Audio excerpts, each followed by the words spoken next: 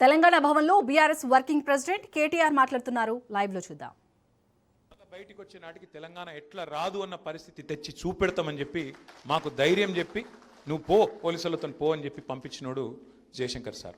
సరే, అప్పటికే ఉద్యమం బగ్గుమని మండింది. ఒక శ్రీకాంతాచారి ఆ రోజే మరి తన ఒంటి మీద పెట్రోల్ పోసుకొని అంటించుకున్నాడు. ఒక్కటేసారి సమైక్యాంధ్ర ప్రభుత్వం రాజ్యం మొత్తం ఉలిక్కిపడ్డది. వామ్మో, ఇది పెట్టుకుంటే తట్టుకోలేమన్న భయం ఆవహించింది వాళ్ళు.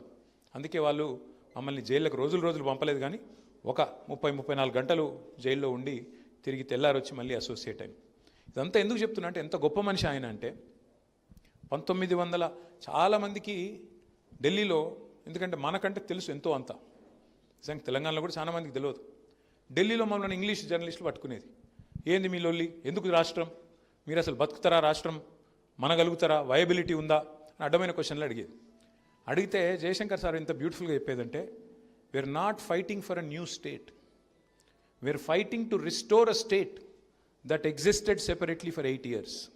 8 ఏళ్ళు స్వతంత్ర ప్రతిపత్తి కలిగిన ఒక రాష్ట్రంగా, వయబుల్ రాష్ట్రంగా, సర్ప్లస్ రాష్ట్రంగా, ఒక ధనిక రాష్ట్రంగా, సంపద కలిగిన రాష్ట్రంగా ఉన్న ఒక రాష్ట్రాన్ని తిరిగి పునరుద్ధరించుకోవడానికి మేము కొట్లాడుతున్నాం తప్ప కొత్తగా కొట్లాడతలేమరా నాయన అంటే వాళ్ళకి తెలియదు చరిత్ర. 1948 నుంచి 56 వరకు తెలంగాణ హైదరాబాద్ స్టేట్ రూపంలో ఒక ప్రత్యేక రాష్ట్రంగా ఉన్న విషయం వాళ్ళకి తెలియదు. ఇది చెప్పేది జయశంకర్ సార్ పదే.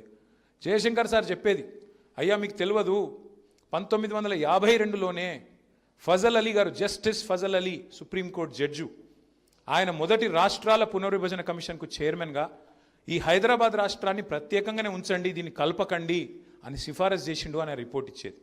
అది కూడా వాళ్ళకి అర్థం కాకపోతే ఆయన చెప్పేది ఆ రోజుల్లోనే, అయ్యా మీరు అనుకుంటున్నట్టు ఇది భాషా ప్రయుక్త రాష్ట్రం కోసం ఇక్కడేం ఆందోళన జరగలేదు, ఆ భాషా ప్రయుక్త రాష్ట్రం కాదు, తెలుగు వాళ్ళకు ఒక రాష్ట్రం ఉండాలి, మేము తెలుగు వాళ్ళం వేడిపోతామని చెప్పి ఆంధ్రులు ఆనాడు పొట్టి శ్రీరాములు గారి నాయకత్వంలో మద్రాసు రాష్ట్రం నుంచి వేరుపడేందుకు చేసిన పోరాటం అయ్యా, దానికి మాకు సంబంధం లేదు అని డాక్యుమెంటరీ ఎవిడెన్స్తో సహా చూపెట్టేది. ఎవరైనా వయబిలిటీ అంటే 1953 లెక్కలు, 56 నాడు రాష్ట్రం వేరుపడ్డ నాడు ఎట్లా ఆంధ్రప్రదేశ్కి ఆనాడు రాజధాని లేక కర్నూలులో తాత్కాలిక రాజధాని ఏర్పాటు చేసుకొని గుడారాల్లో సెక్రటేరియట్లు, గుడారాల్లో ఆఫీసులు నడుపుకున్న పరిస్థితి గురించి వివరించి చెప్పేది. అంటే ఎంత గొప్పగా చెప్పేదంటే జయశంకర్ సార్, ఇప్పుడు నేను చెప్పలేకపోతున్నా, కానీ ఏ కారణం చేత అసలు ఆంధ్ర తెలంగాణను కలిపినరు, కమ్యూనిస్టుల ప్రభావం పెరగవద్దు, విజయవాడలో కమ్యూనిస్టులు ఆ రోజు ఒక ప్రధానమైన రాజకీయ పక్షంగా ఎదుగుతున్నారని చెప్పి కాంగ్రెస్ నాయకత్వం, మరి ఆనాటి పండిత్ జవహర్లాల్ నెహ్రూ కానీ అప్పటి మరి కాంగ్రెస్ నాయకులు కానీ అందరూ కూడబలుక్కొని విజయవాడ కేంద్రంగా ఆ రోజు కమ్యూనిస్టు యోధులు, ముఖ్యంగా ఈ సూర్యాపేట, నల్లగొండ, ఖమ్మము, విజయవాడ ఆ ప్రాంతం మొత్తంలో కూడా కమ్యూనిజం బలంగా ఉన్న పరిస్థితుల్లో, సాయుధ పోరాటం అప్పుడే తెలంగాణలో జరిగిన పరిస్థితుల్లో మరి కమ్యూనిస్టుల ప్రభావం పెరుగుతుంది, దీన్ని అడ్డుకట్ట వేయాలని చెప్పి కూడా అదొక కారణం అని చెప్పి జయశంకర్ సారు రాజకీయంగా, సామాజికంగా చరిత్రని ఎన్ని కోణాల నుంచి విశ్లేషించేది, ఎన్ని కోణాల నుంచి సృష్టించేదంటే ఇవాళ మనం తలుచుకుంటే ఎంత తలుచుకున్నా తక్కువనే. అట్లాగే చాలామంది కొన్ని అపోహలు ఉంటాయి.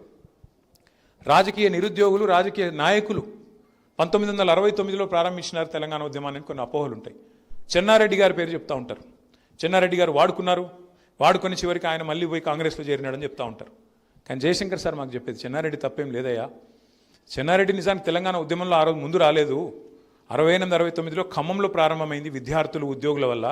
తర్వాత కొంతమంది కవులు పాటలు రాసినారు, రావోయి మర్రి చెన్నారెడ్డి, ఇకనైనా రావేమి వెర్రి చెన్నారెడ్డి అని చెప్పి ఆయన మీద కవులు పాటలు కూడా రాసినారు, రావయ్య బాబు ఇంకెప్పుడు వస్తావని. అప్పుడు మల్లికార్జున్ గారు ఇంకా ఇతర పెద్దలు అందరూ వచ్చిన తర్వాత చెన్నారెడ్డి గారు వచ్చింది. చెన్నారెడ్డి వచ్చినాక పెద్ద స్టాల్ పట్టు కాబట్టి ఒక ఊపు వచ్చింది. కానీ పాపం చెన్నారెడ్డి తప్పేం లేదు. ఆ రోజు చండశాసనంగా ఉండేది కాంగ్రెస్ ప్రభుత్వం ఢిల్లీలో, వాళ్ళు తొక్కిపారేసినారు ఉద్యమాన్ని, ప్రజాస్వామిక ఆకాంక్షని అని చెప్పి చెన్నారెడ్డి గారి మీద కూడా బదనాం ఎవరైనా చేయబోతే ఆపేది జయశంకర్ గారు. ఎందుకంటే ఆయన బాధ చెన్నారెడ్డో కేసీఆరో కాదు, తెలంగాణ వాళ్ళు బదనాం కావద్దు, తెలంగాణ పోరాటం చేసిన వాళ్ళు, తెలంగాణ నాయకులను, ఎందుకంటే మాటికి మనకు మలినం చేసి, మనకు ఏదో రకంగా బదనాం చేసి మనోళ్ళని చిన్నగా చేస్తారు అనేది ఆయన బాధ. మనోళ్ళని చిన్నగా చేయనీయద్దు చాలామంది అనేది ఆయన జయశంకర్ గారిని.